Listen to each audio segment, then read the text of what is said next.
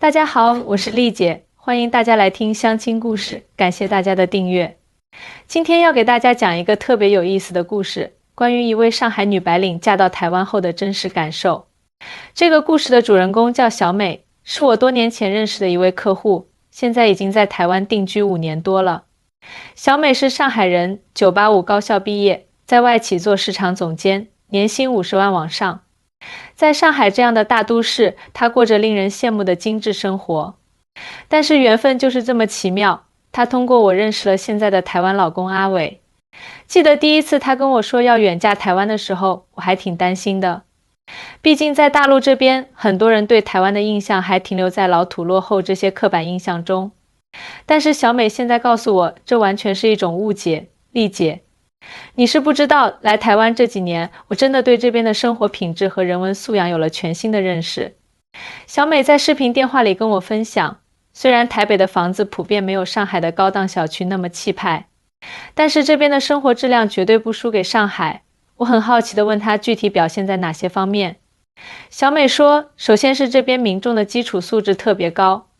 就拿排队来说吧，不管是在便利店还是公交站，大家都会自觉排队，而且会主动给老弱病残让座。最让我震惊的是，就算是深夜的公交车站，大家也都会自觉排队，不会出现加塞儿的情况。不仅如此，台湾人在生活中处处体现着对他人的体贴。比如在电影院看电影，从来不会有人大声喧哗或者玩手机。在餐厅吃饭，大家说话的音量都很克制。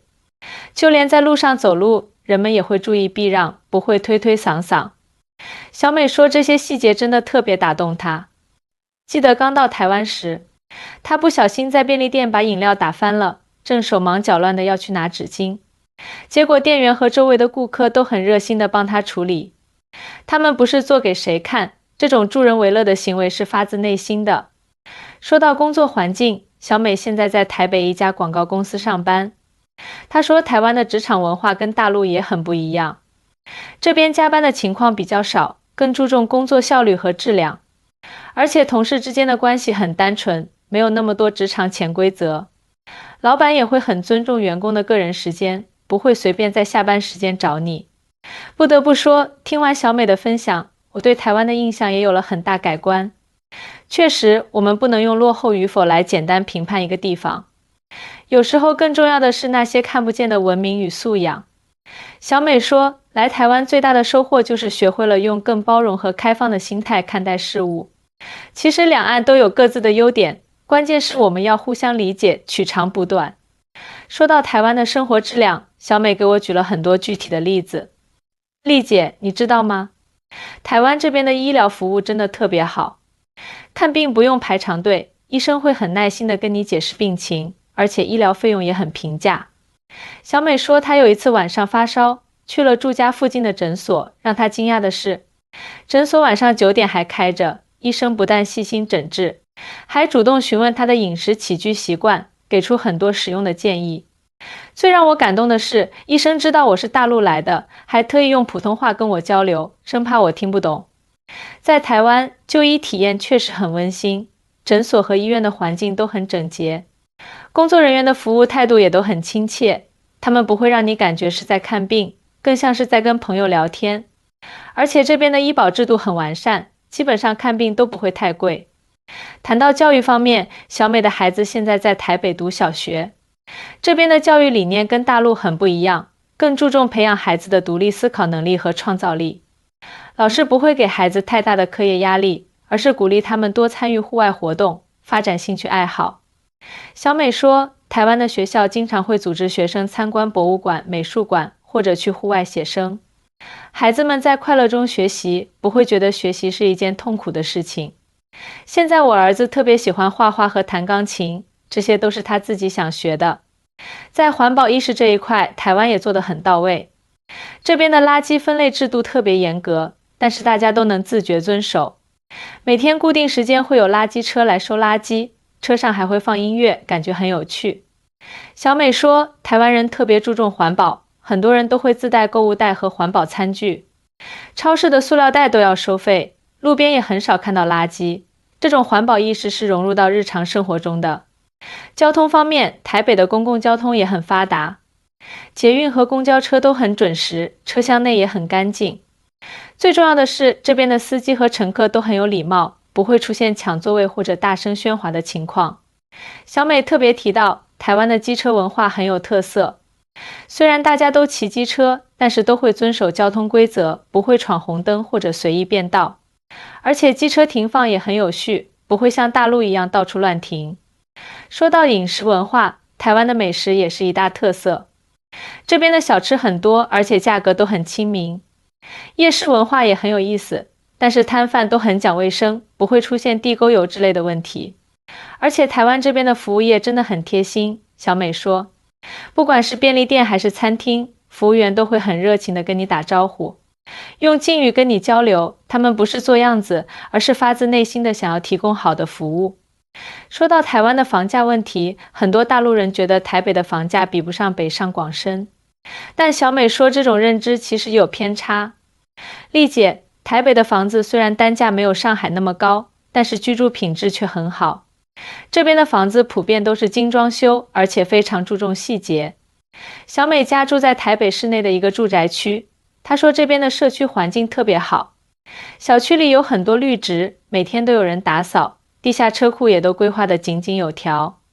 最让我惊讶的是，这边的物业费用却不高，而且台湾这边的邻里关系很和谐。小美说，邻居之间经常会互相串门，送些自制的点心。有什么事情大家都会互相帮忙，但又不会过分干涉他人的私生活。这种温情让我想起了小时候住在弄堂里的感觉。在购物方面，台湾的消费体验也很独特。这边的商场没有大陆那么豪华，但是商品的质量都很有保障，而且售后服务特别好，如果买到不满意的商品，退换货都很方便。小美特别提到台湾的诚信经营理念，很多小店都是一代一代传下来的老字号，他们更注重口碑，不会为了赚钱就偷工减料。就连路边摊也都明码标价，不会有宰客的情况。谈到工资收入，小美说台湾的薪资水平其实不低，虽然数字看起来没有大陆高，但是这边的物价相对合理，而且福利待遇很好。最重要的是收入分配比较均衡，贫富差距没有那么大。再说保险制度，小美补充道，台湾的全民健保真的很良心，不管是看普通门诊还是得了大病，都不会因为医疗费用而倾家荡产。这种制度设计真的很人性化。在休闲娱乐方面，台湾人的生活也很丰富。这边周末假期的活动很多，比如去温泉、爬山、骑自行车，而且很多公共设施都是免费的，像是图书馆、社区活动中心等。小美说她最喜欢台湾的人文气息，这边的书店很多，而且生意都不错，经常可以看到很多人在书店里看书，氛围特别好。还有很多文创园区都是由老旧建筑改造的，既保留了历史风貌，又注入了新的活力。其实台湾最吸引我的还是这边人与人之间的关系。小美感慨道，大家都很友善，也很有同理心，就算是陌生人也会互相帮助。这种人情味是现代社会最珍贵的东西。说到教育观念，小美觉得台湾的家长特别开明。在大陆，很多家长都把孩子的学习成绩看得很重，但是在台湾，家长更关注孩子的全面发展，不会给孩子太大的压力。她举了个例子，有一次他儿子的成绩不太理想，班主任不但没有批评孩子，反而约他谈心，了解孩子是不是遇到什么困难。老师说，分数不是最重要的，关键是要培养孩子的学习兴趣和解决问题的能力。这种教育理念真的很值得我们学习。而且台湾这边特别重视品德教育。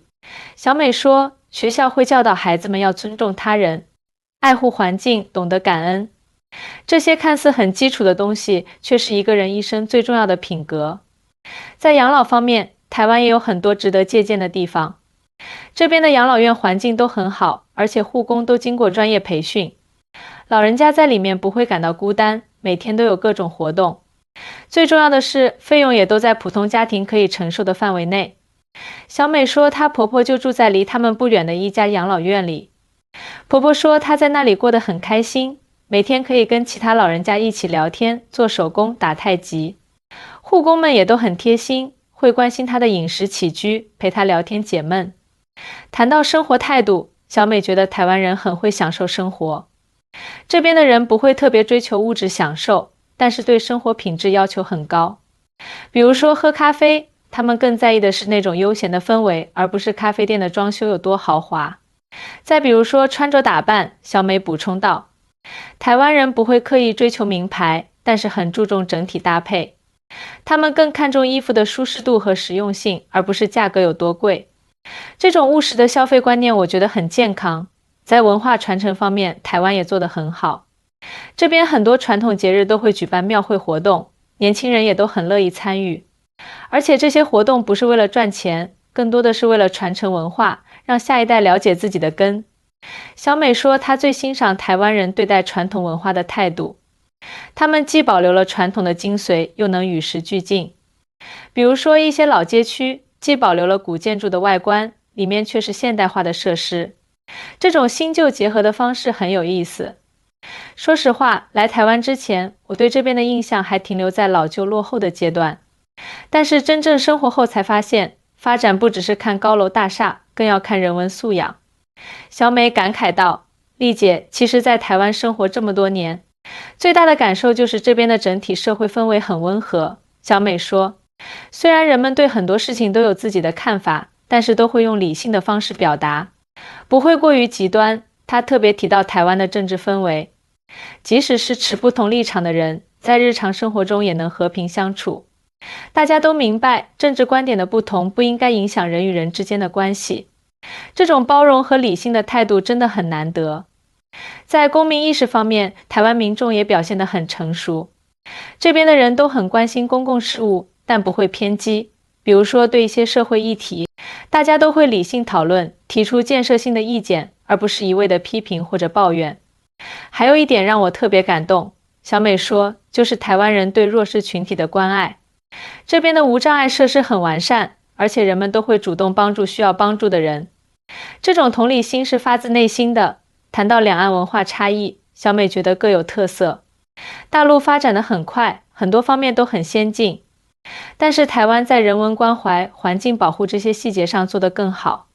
其实两边都有值得互相学习的地方。说实话，在台湾生活这些年，我学会了用更包容的心态看问题。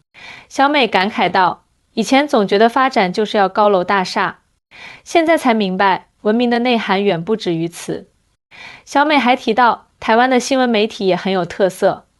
这边的媒体很关注民生问题，会深入报道普通人的生活，而且新闻报道都比较客观，不会刻意煽动情绪。最让我佩服的是台湾的志愿者文化。小美说，很多人都会利用空闲时间做志愿服务，比如去养老院陪老人聊天，或者去孤儿院辅导孩子功课。这种无私奉献的精神很感人。作为一个在婚恋行业工作多年的人，我觉得小美的故事给了我们很多启发。社会的进步不仅仅体现在经济发展上，更重要的是人的素质提升。其实两岸同胞都是一家人，小美最后说，希望大家都能互相理解，取长补短。我相信，只要我们都保持开放包容的心态，一定能创造更美好的未来。好啦，今天的故事就讲到这里，谢谢大家的收听，我是丽姐，咱们下次再见。